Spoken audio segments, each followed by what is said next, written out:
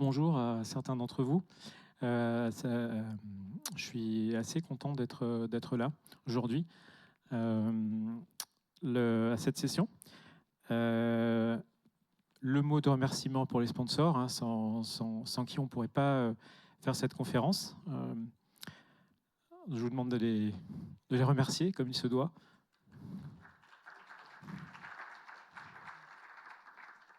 Alors, je m'appelle Emmanuel Etas. Je travaille depuis 2019 chez Zenica. Et je suis aussi dans la communauté Scrum.org. Donc pour cela, je fais des formations Scrum.org, et ce depuis 2010. Ce que j'ai envie de préciser aussi, c'est que je fais partie des pères fondateurs du CARA. Et à ce titre, j'étais impliqué dans la genèse de l'événement. Donc j'étais dans l'orga depuis le début, en fait. Et si on remonte le temps, j'ai été formation certifiante, je crois que c'est la deuxième session en France en 2004. Donc je suis tombé dans la JT depuis pas mal de temps. Je fais beaucoup de bêtises, j'ai appris beaucoup aussi, en faisant des erreurs. Et un détail aussi, c'est que je suis un ancien développeur, et quand j'étais beaucoup plus jeune, dans les années 80, je programmais sur un VIC-20 qui avait 4 kilos de mémoire vive. Voilà, ça c'est côté geek. Plus sérieusement, cette session, j'ai voulu partager ce que j'ai appris, ce que j'ai testé, dans des contextes où on dit aux gens, maintenant vous allez être agile, regarde, voilà, il y a la formation, alors des fois il n'y a pas de formation, et on donne des outils, on va dire, voilà, il y a un wiki, un Jira, débrouille-toi. Et bien souvent, en fait, on est un peu perdu. Il n'y a pas forcément un manuel pour dire comment je vais communiquer, comment je vais collaborer. Donc c'est ça, en fait, que je voudrais vous partager, ces choses-là. Le contexte, c'est quoi? C'est des choses qui concernent soit une équipe, soit une entreprise qui développe des produits, des services à destination de ses utilisateurs. Donc c'est très large. Par documentation, qu'est-ce qu'on entend? Une documentation, j'ai regardé la définition d'un dictionnaire, parce que ça peut être utile. C'est un support d'information. Donc quelque part, on explicite et on écrit l'information quelque part. Et du coup, en termes de documents, c'est très vaste, même en termes d'outils. On parle de backlog, on parle de documentation écrite dans un SharePoint, où vous voulez. Donc le sujet est très large. Alors, deux parties. Première partie, on va se poser la question, c'est quoi une bonne documentation? Ça veut dire, est-ce que c'est pertinent de documenter, par exemple? Ça, c'est la première partie. Partie B, ce que j'ai à cœur, c'est vous proposer une démarche, un cadre pour aller piloter, gouverner votre système de doc. Donc, c'est parti. Là, j'avais fait un sondage sur LinkedIn il n'y a pas longtemps, il y a 2 mois, je crois. Je vous ai posé la question, j'ai interpellé les gens, c'est quoi votre enjeu? Il y a 3 enjeux majeurs qui sont sortis par rapport à la doc. Le premier, c'est transmettre des informations nécessaires pour qu'on développe une compétence et qu'on maintienne ses savoir-faire dans l'entreprise. Ça, c'est le top numéro 1. Est-ce que vous vous sentez personnellement concerné dans vos contextes sur cet enjeu? Si c'est le cas, je vous demande de lever la main. Merci. OK. Deuxième enjeu, je regarde pour ne pas me tromper. Cherchez l'information, la trouver, celle nécessaire pour faire votre boulot. Est-ce que vous vous sentez concerné? OK, c'est pas mal. Et enfin, c'est la problématique d'avoir une information à jour. Ah j'ai pas la dernière version. Ou c'est faux. OK, merci. Alors du coup, est-ce qu'il y a quelqu'un qui a jamais levé la main? Je vous demande, si vous n'avez pas levé la main sur ces 3, est-ce que vous pouvez lever la main? OK. Sinon, ça aurait été intéressant que vous partagiez ce que vous faites. OK, super. Et une question bonus, est-ce que vous étiez là ce matin à la keynote? Non, excusez-moi, la keynote de hier à Lyosha. Vous pouvez lever la main? OK, 40%? 45%? OK, merci. Alors, quelques chiffres. Accéder, chercher l'information, on prend beaucoup de temps dans nos entreprises. Il y a des chiffres entre 35 et 50% à aller chercher l'information. Pardon, je me suis un peu égaré. J'avais un autre chiffre. Donc ce chiffre-là, il est différent. C'est plutôt la quantité d'informations disponibles, mais qui n'est pas indexée. Donc en fait, personne ne les trouvera. Il n'y a que quelques personnes qui vont les trouver. Deuxième chiffre intéressant pour moi, c'est le temps passé, cette fois-ci, à aller chercher les informations. Et le 5%, c'est plutôt dans le côté de l'IT, quand on est dans la R&D, et le 30%, c'est plutôt quand on est au support, au contact du feu, que là, on gaspille beaucoup d'informations, enfin, qu'on gaspille en fait beaucoup d'énergie pour trouver et résoudre les problèmes de nos clients quand on est en support. OK ? Du coup, donc la bonne documentation, c'est quoi? Moi, je vous partage mes critères à moi. Donc, je ne suis pas du tout un professeur sur ce domaine. Donc, mais comme c'est moi qui fais la session, c'est moi qui décide. Du coup, ces 4 critères, c'est les suivants. Donc, le premier, c'est est-ce qu'elle est pertinente dans la mesure que est-ce que ça vaut la peine qu'on l'explicite, qu'elle existe, cette doc? Peut-être on n'a pas besoin. Premier critère. Deuxième critère, couleur verte, c'est est-ce que cette documentation, elle est maintenable, au sens elle est à jour? Est-ce que cette pertinence, elle résiste dans le temps? Troisième critère, c'est plus le côté utilisable, donc l'accessibilité. Est-ce que c'est facile, justement, pour vous ou d'autres personnes à trouver la bonne information dans le système? Et enfin, à votre avis, c'est quoi le quatrième? Comment? Alors, je vous le donne. Est-ce qu'elle est fiable? Ça questionne plus la qualité, au sens, est-ce qu'elle est cohérente? Est-ce que la donnée...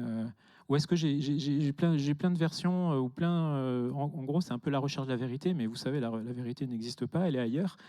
Et c'est au sens de est-ce que c'est cohérent, consistant, etc. Fiabilité des données.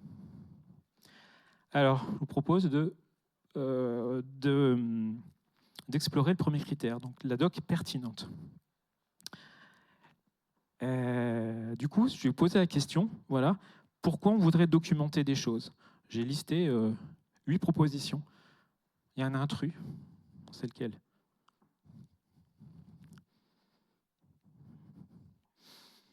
Vous l'avez trouvé?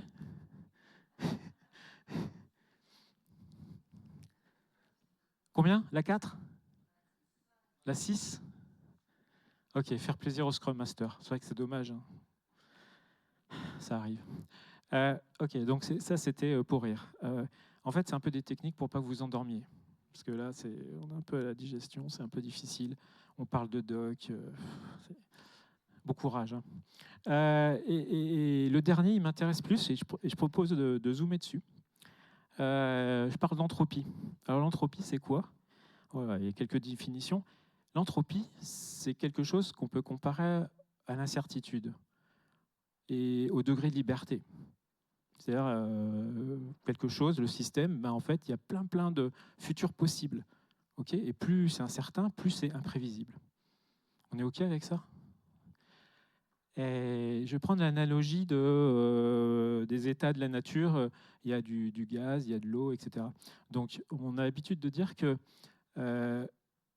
quand l'entropie, il n'y en a pas, il n'y a pas de marge de manœuvre. On est plutôt dans quelque chose de rigide et solide. Okay, quand on dort, peut-être. Et à l'extrême, beaucoup d'entropie. L'état gazeux, c'est volatile, c'est très imprévisible. La météo, on essaie de prédire, et c'est quand même difficile d'être fiable à un horizon d'une semaine. Et entre les deux, il y a le liquide, il y a le fluide. C'est peut-être ça qu'on essaie de faire aussi. On veut fluidifier et naviguer entre deux polarités, hein, par rapport à ce qu'on avait vu hier. OK pour l'entropie.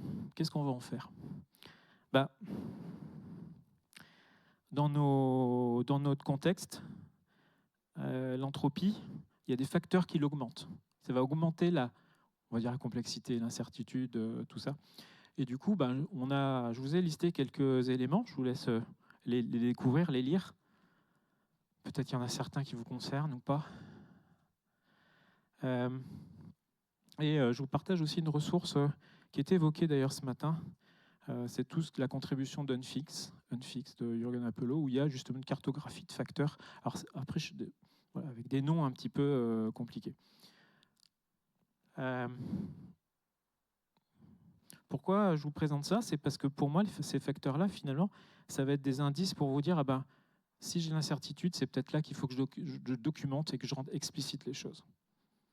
Typiquement, une entreprise qui commence tout petite, 10 personnes, il y a beaucoup d'implicites, on va vite, ça marche bien. Mais quand on commence à embarquer plus de monde ou faire un système beaucoup plus gros, là commencent les problématiques. Quelque part, l'entropie, elle commence à être importante. Donc finalement, expliciter, ça vous donne des indices de va falloir que je documente pour réduire le niveau d'entropie. Ça va? Alors, je vais relier à l'agilité, parce que réduire l'entropie, expliciter, ça questionne sur ce qu'on appelle la transparence. Et la transparence, quand on fait du Scrum ou une autre approche agile, ce qu'on va faire, c'est on va essayer de s'adapter. On va faire des cycles d'inspection, d'adaptation, le plus rapidement possible pour s'adapter. Et ça, cette inspection, elle est possible que si on a de la transparence. Ça, c'est ce qu'on voit dans toutes les formations, peut-être les bonnes formations, on va dire. Et la transparence, c'est quoi? C'est par exemple chez vous, quand vous voulez réguler la température, la transparence, c'est quoi? C'est la sonde de température. Vous avez dans un thermostat quelque chose qui mesure la réalité. Donc la transparence, c'est une vision, une représentation de la réalité. Et si dans la tête de 3 personnes, il y a 3 réalités différentes, ben, ça va être compliqué pour elles de décider. Okay. Et l'explicitation, ça fait de la transparence, et la transparence dans des systèmes humains, ça crée de la confiance aussi. Pour ça, hein, on va amorcer quelque chose de vertueux. Alors, je vais faire un petit check au niveau de l'heure quand même, parce que...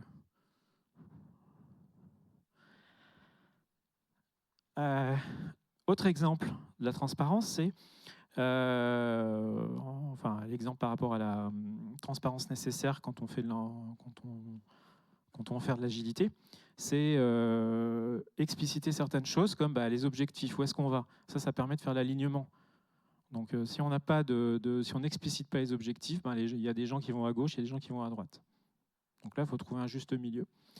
Deuxième axe, représenté par c'est l'axe du bas, l'axe horizontal, c'est l'autonomie. Et ça parle sur la question de délégation où, au lieu de dire aux gens, tu vas faire exactement ça, non, on va se mettre d'accord sur un objectif.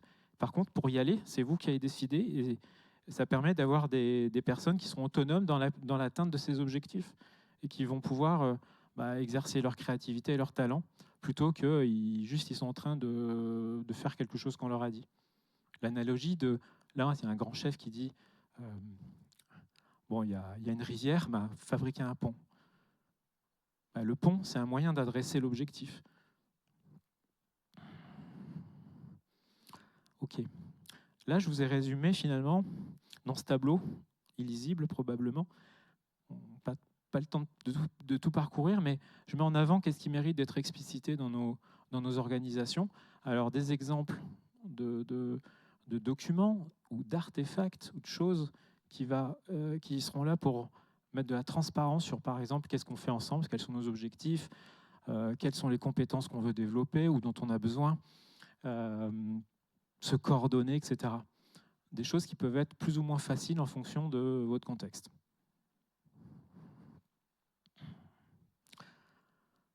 OK, ça c'était pour le premier critère. Est-ce que ma doc, est-ce qu'elle mérite d'exister en fait? Deuxième critère, c'est la maintenabilité de la doc. Alors, l'agilité dont on parle aujourd'hui vient du logiciel. Et dans le logiciel, il y a du code, normalement, qu'on écrit. Et on a énormément de bonnes pratiques aujourd'hui pour aller maintenir, réduire la dette technique, avoir un code de bonne qualité, etc., qui répond aux besoins. On a plein de choses. Donc l'idée, c'est d'utiliser tout ça. Et ça a été résumé dans un bouquin qui s'appelle Living Documentation. Et ce livre, en fait, c'est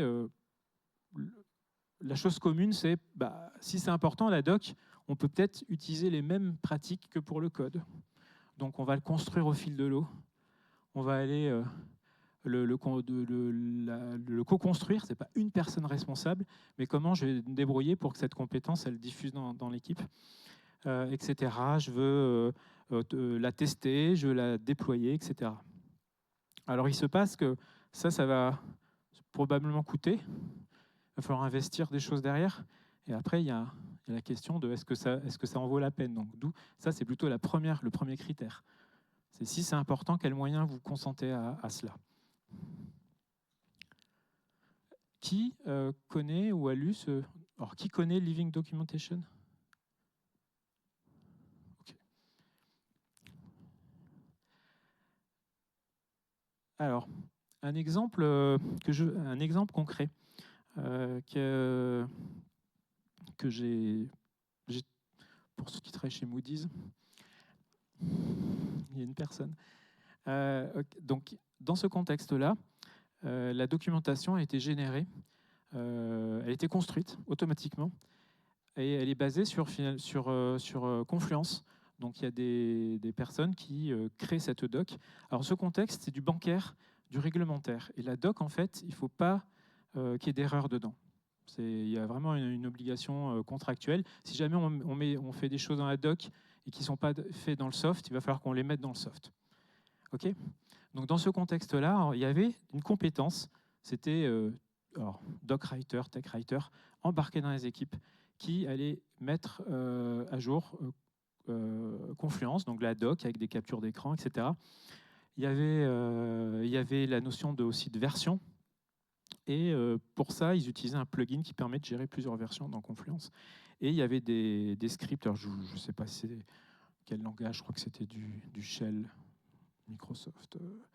Et ça prenait les pages, ça compilait, ça générait ensuite des PDF ou d'autres supports qui devenaient la doc vraiment fournie aux utilisateurs. Donc ça, c'est un exemple d'automatisation. Et il y avait dans le processus, au passage, des revues, c'est-à-dire qu'on impliquait aussi ceux qui ont développé les fonctionnalités d'aller voir est-ce que la doc elle est bonne ou pas. Voilà. Troisième critère, est-ce que ma doc elle est utilisable? Au sens, est-ce que c'est facile d'accéder à l'information, trouver l'information sans passer du temps? Là, il y a une référence qui est pas mal prise en exemple, c'est Diataxis. Qui connaît cette... Une personne? OK. Alors, ce que je vous montre, c'est la page d'accueil de Diataxis. Et Diataxis, donc c'est un produit gratuit, hein, c'est sur le web, et ça permet de structurer une documentation. Et donc, quand vous regardez le site de Diataxis, ils ont utilisé Diataxis pour expliquer Diataxis. Vous voyez? Okay. Donc, quand on arrive, on a un menu à gauche de navigation avec Start here. Ah, ok, c'est un peu le README. Ok, c'est quoi Diataxis? On clique dessus, on a l'information déjà, je ne sais pas ce que c'est. Où suis-je? Et ensuite, on va avoir différentes rubriques. Et une contribution intéressante de Diataxis, c'est de dire que c'est intéressant d'établir une typologie de pages. Donc en fonction de l'intention. Qu'est-ce que je veux faire? Est-ce que je veux apprendre des choses ou est-ce que je veux mettre en œuvre des choses? Typiquement, est-ce que je veux apprendre, appliquer? Et en même temps, est-ce que je suis plutôt dans les concepts de ma pratique, de mon produit, de ce que vous cherchez à documenter, ou alors est-ce que je suis dans vraiment la pratique? Donc je suis vraiment à essayer d'utiliser ces concepts pour aller être opérant.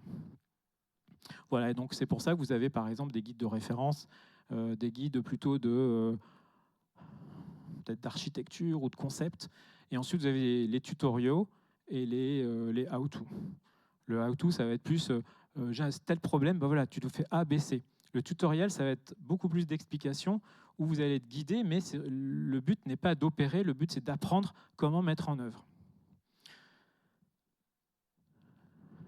Des exemples.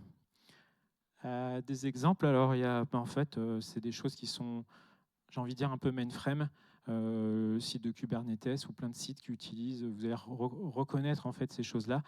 Et ce que je vous partage ici, que vous pourrez voir après, c'est un retour d'expérience qui est publié sur la plateforme, carrément sur Deezer. C'est un retour d'expérience où Deezer a utilisé Diataxis, et il y a quelqu'un qui a fait une publi là-dessus.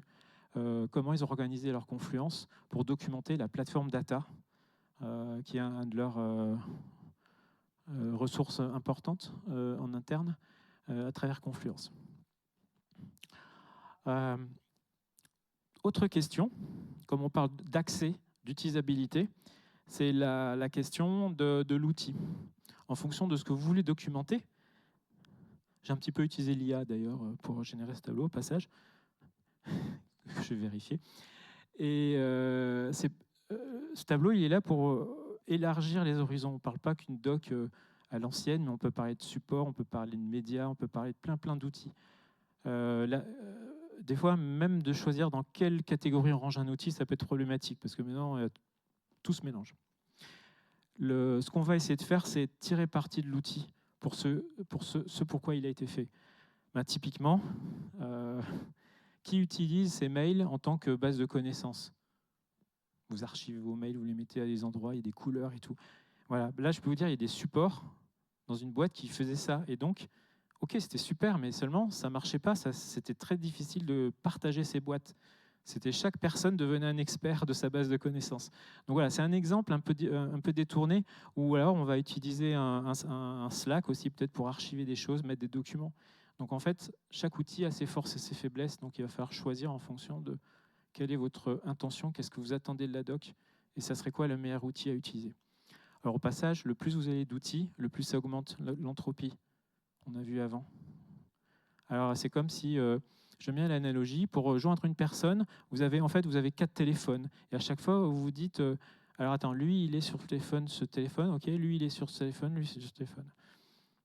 Donc ça va introduire beaucoup d'entropie, et du coup, va falloir peut-être simplifier ou aider les gens à savoir dans quel cas je vais utiliser tel ou tel outil.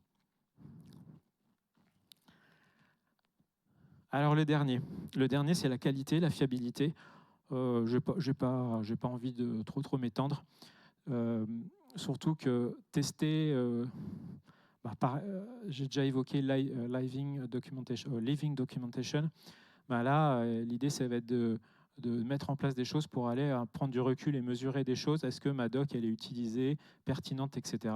Là, un retour d'expérience, toujours chez Moody's, ça a été d'utiliser un plugin de Confluence qui facilite le travail d'archivage. C'est-à-dire, on va aller mesurer, est-ce que telle page a été modifiée, est-ce que ça fait 5 ans, est-ce qu'elle est vue, et à partir de ça, je vais avoir une stratégie pour envoyer notifier des équipes ou des modérateurs. Ah, au fait, et en fait, l'idée, on lui envoie un mail, qu'est-ce que tu veux faire? Tu l'archives. Donc l'idée, c'est d'automatiser la prise de décision et de se dire à un moment, je vais enlever, un peu comme j'enlève les fonctionnalités qui ne sont pas utilisées. Une façon de tester. Ah oui, et puis du coup, il y a un lien vers un retour d'expérience chez LinkedIn, où ils utilisaient ce plugin, parce qu'ils avaient une base Confluence énorme, où il y avait quasiment la moitié de trucs qui étaient des vieux trucs pas utilisés. Et donc, l'article que je mentionne, il explique la démarche pour aller reprendre le contrôle sur, leur wiki. Ok, j'ai terminé avec mes 4 critères. Et ça va, on est dans les temps. Alors peut-être des questions sur ce que j'ai dit.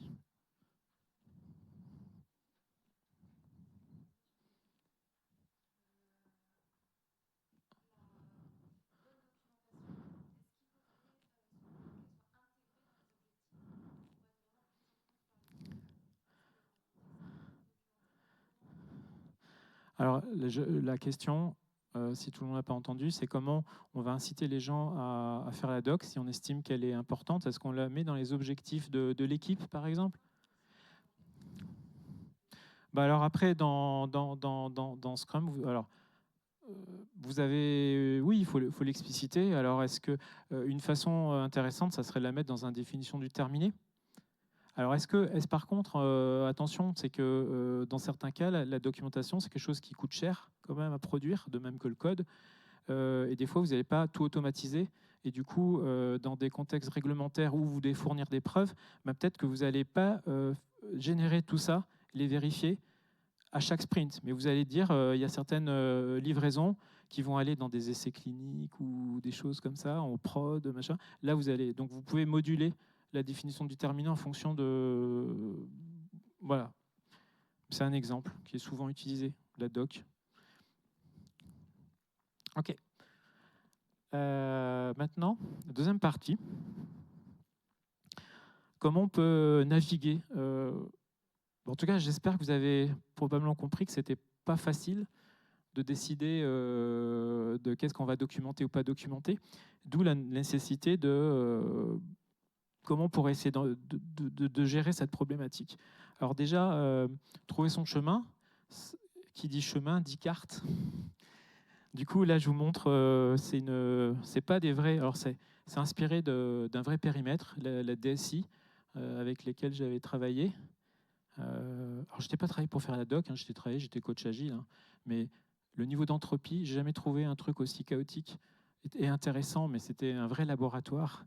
Et je me dis, mais à un moment, j'ai pris le bâton, il y a du SharePoint, il y a du Confluence, il y a tout, il y avait tout. Et tout et son contraire, c'était très, très compliqué pour les humains qui avaient des objectifs déjà très, très, très ambitieux.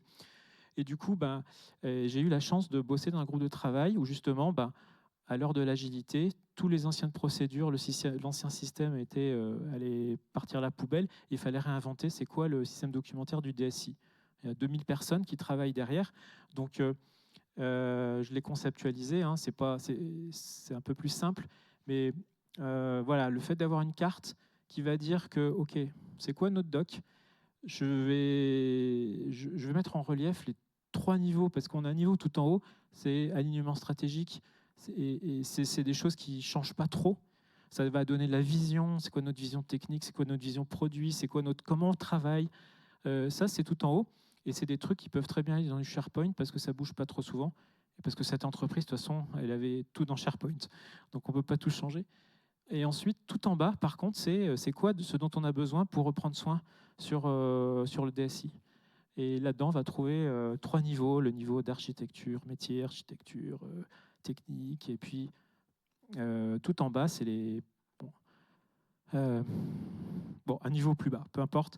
Mais et au milieu de ces deux couches, on a tout ce qui est coordination, c'est le delivery.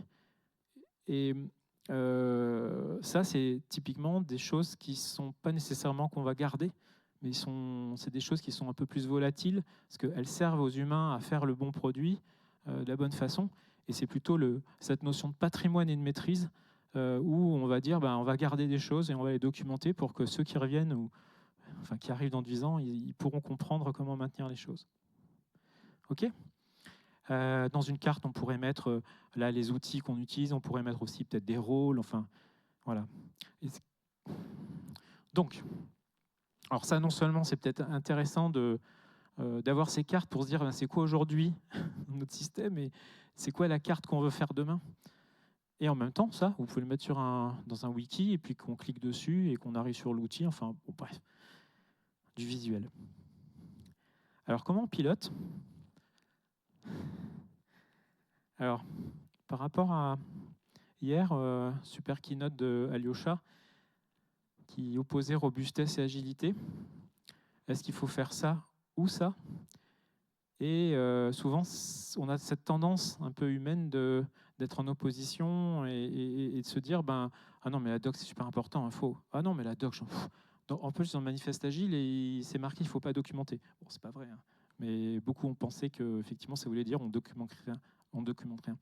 Non, du coup, c'est pas juste l'un ou l'autre. C'est plutôt un et peut-être que je l'ai pas bien formulé. C'est pas forcément de dire documenter, mais plutôt expliciter par rapport à implicite. Implicite, ça veut dire je ne le documente pas, mais ça ne veut pas dire que ça existe, mais ça existe de façon orale. C'est intégré dans les esprits, mais on ne va pas prendre soin de l'écrire quelque part. Alors, Ça, c'est pas en fait une espèce d'équation mathématique. On va chercher à optimiser, à trouver le bon. On se place au milieu. Non. C'est qu'il y a plein de solutions possibles. Et alors, allez, je vais avancer un peu. Il va falloir trouver un état d'équilibre et peut-être se reposer la question 3 mois plus tard ou 6 mois plus tard. Donc cet équilibre, il va changer. Ce qui est vrai aujourd'hui, entre-temps, peut-être l'équipe a appris et aussi on a appris, on a mesuré que ça ne marche pas. Donc il va falloir ajuster et piloter. C'est un peu comme le manifeste agile, on a des valeurs et l'idée, c'est pas de dire soit l'un, soit l'autre. On a besoin des deux. Et souvent, c'est une question d'équilibre. Et ça, il y a un outil pour ça qui a été cité hier par Alyosha, c'est les polarités. Et c'est documenté. Et ça fait longtemps que ça existe, ce bouquin. C'est la gestion des polarités. Du coup, je vous propose, c'est donc une démarche basée sur la gestion de la polarité. Alors, comme j'ai très soif, il faut absolument que je boive.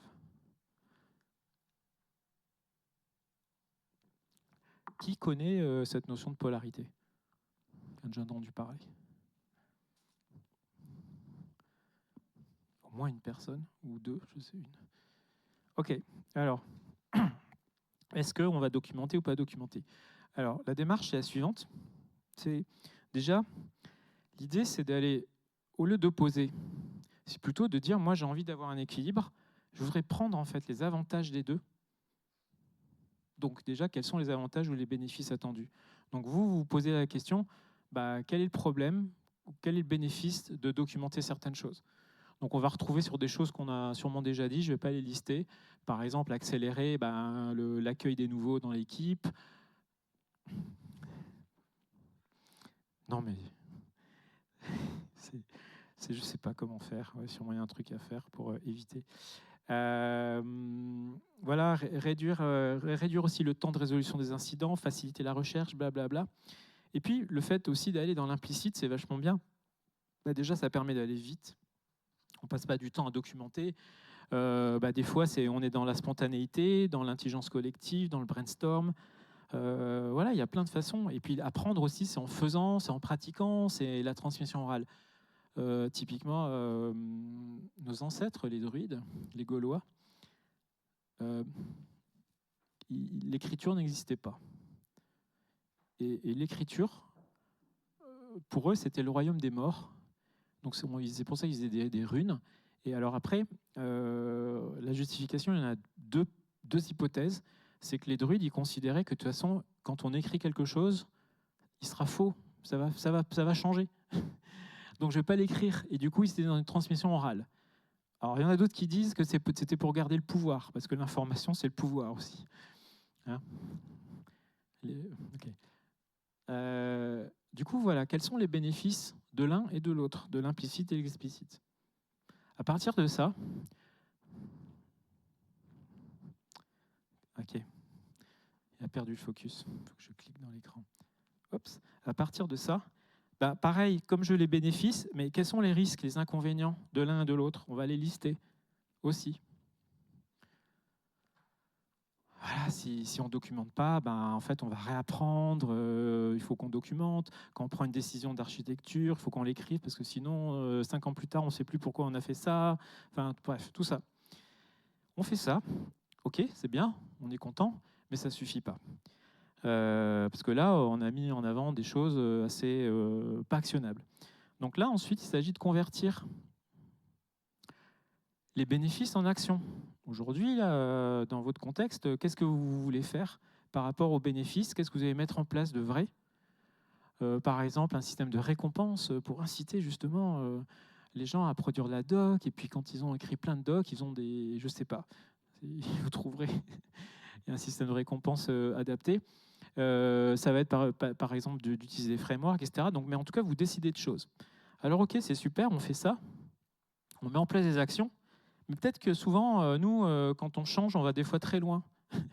Donc du coup, on commence peut-être à documenter trop de choses. Et ce qui fait qu'il y a des choses qu'on va avoir. Et là, l'idée, c'est que pour ne pas avoir ces incidents, on va mettre... Pardon, c'est ces inconvénients, il va falloir mettre des limites, des alarmes. Par exemple, qu'est-ce qu'on pourrait mettre en place pour se dire on allait trop loin dans la doc. Par exemple, la doc, elle est plus utilisée et on a appris que les gens, c'était pas utile. Donc, qu'est-ce qu'on fait dans ce cas-là? C'est peut-être qu'il est temps d'arrêter de documenter, d'expliciter et d'aller, par contre, mettre en place des actions de l'autre côté. Est-ce que ça va ou ça va, c'est clair? Je fais ça, mais peut-être que je vais retomber. Non, j'ai pas assez de doc. Et du coup, pareil, on va falloir mettre des alarmes, des seuils, pour être sûr de dire, OK, je prends bien les bénéfices du côté gauche, implicite, mais je ne vais pas retomber dans les travers. Et du coup, hop, la boucle est bouclée. Et vous voyez qu'on est en train de faire quelque chose, comme ça on navigue. En fait, on peut dire qu'on est en train de piloter quelque chose. À quelle fréquence, je ne sais pas, 3 mois, 6 mois, 1 an. Mais voilà, ça c'est ma proposition de comment on pourrait essayer de gérer le bazar.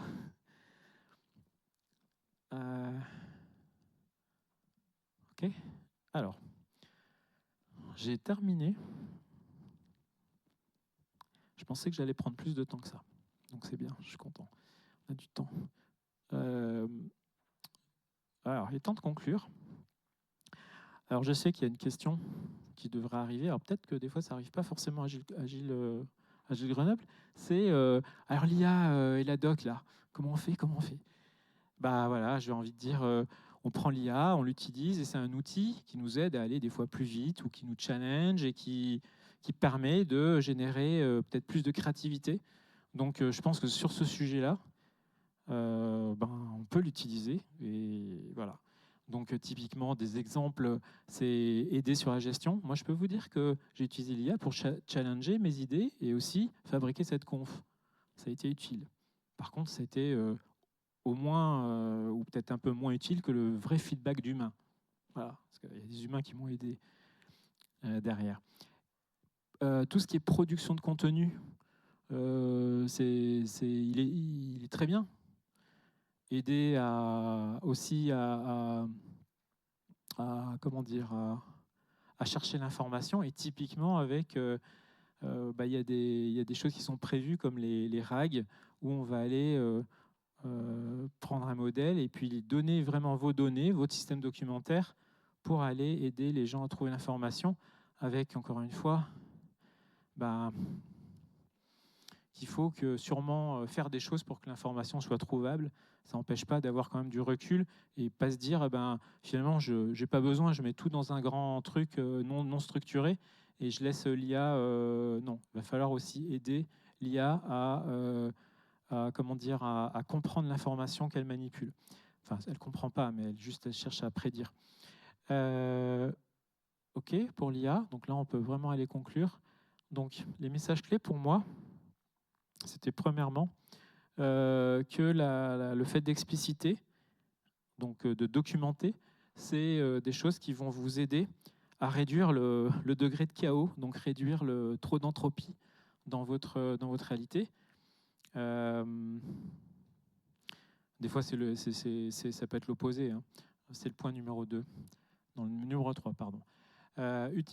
Utiliser les outils, il faut le faire, mais en ayant pris soin de qu'est-ce que vous attendez de cette documentation et quel serait le meilleur outil finalement pour communiquer. Puis il n'y a pas de réponse absolue, il faut tester, il faut expérimenter. Il y a des gens qui sont visuels, il y a des gens qui sont écrits, il faut composer aussi avec l'humanité de nos organisations. Donc le 3, c'est le contraire du premier, c'est que il ne faut pas aller trop loin dans la documentation, sinon on va baisser l'entropie et on va simplement compliquer l'énergie disponible des personnes. Elle sera pas là pour faire des produits, mais pour documenter. Alors il y a un paradoxe aussi, que je n'ai pas encore la réponse, c'est que des fois, si vous avez trop d'informations, ça peut augmenter le niveau d'entropie. Voilà. Donc c'est des fois, ce que je vous raconte, c'est pas forcément tout clair pour moi dans ma tête, hein, mais j'espère que c'est utile. Et le dernier point, c'est ma proposition, c'est de réguler vos choix de façon consciente, basée sur des choses observables et mesurables, à la fois qu'est-ce qu'on attend, comment on va mesurer que ça sera bien, et aussi comment on mesure qu'on commence à avoir des dérives qui ne sont pas acceptables. Et j'ai presque fini. Et ce que je voudrais, avant des questions, c'est, désolé pour ceux qui voulaient dormir, c'est vous prenez, vous allez voir la personne à côté de vous, je vais lancer un chrono de 4 minutes. Ah, normalement, on finit dans 3 minutes. Mais c'est pas grave, tant pis. On prend 4 minutes, 2 minutes chacun. L'idée, voilà, qu'est-ce que vous avez envie de faire voilà, maintenant. C'est parti. Discutez l'un et l'autre, 2 minutes chacun, chacune.